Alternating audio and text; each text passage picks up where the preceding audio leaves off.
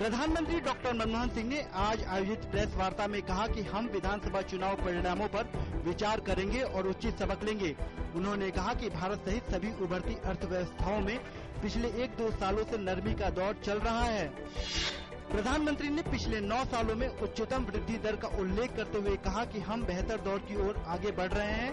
उन्होंने बताया कि गरीबी रेखा से नीचे आने वाले लोगों की संख्या घटी है। प्रधानमंत्री ने कहा कि मुद्रास्फीति के बारे में चिंता वाजिब है, लेकिन ज्यादातर लोगों की आय मुद्रास्फीति के मुकाबले ज्यादा तेजी से बढ़ी है। उन्होंने कहा कि खाद्य कीमतों पर लगाम लगाने के लिए आपूर्ति बढ़ाने की है जरूरत।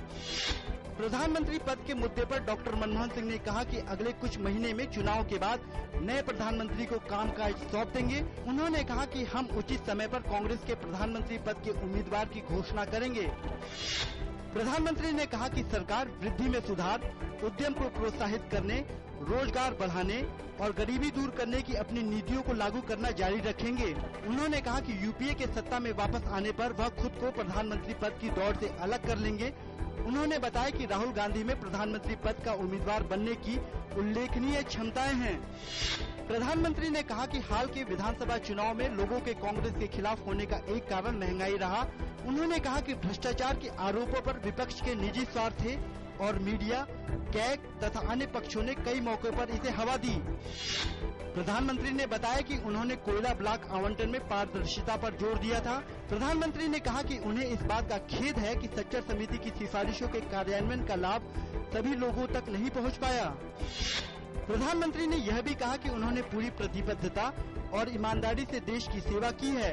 डॉक्टर सिंह ने कहा कि उन्होंने कभी भी अपने मित्रों अथवा रिश्तेदारों को लाभ पहुंचाने के लिए अपने पद का इस्तेमाल नहीं किया। आज के शुरुआती कारोबार के दौरान शेयर बाजार लुढ़का। सेंसेक्स 110 अंक की गिरावट के साथ 20,779 अंक पर खुला। इसी प्रकार नेशनल स्टॉक एक्सचेंज का निफ्टी 21 अंक की गिरावट के साथ 6,200 अंक पर पहुंचा।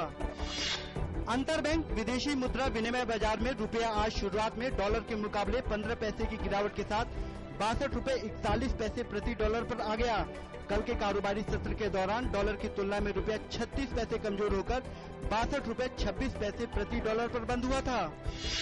इराक में भीड़ वाले इलाके को निशाना बनाकर किए गए एक विस्फोट में कम से कम 19 लोगों की हुई मौत, 37 अन्य घायल। सुरक्षा अधिकारियों ने बताया कि विस्फोटकों से लदे ट्रक में विस्फोट किया गया। घटना स्थल बगदाद से करीब 70 किलोमीटर दूर है।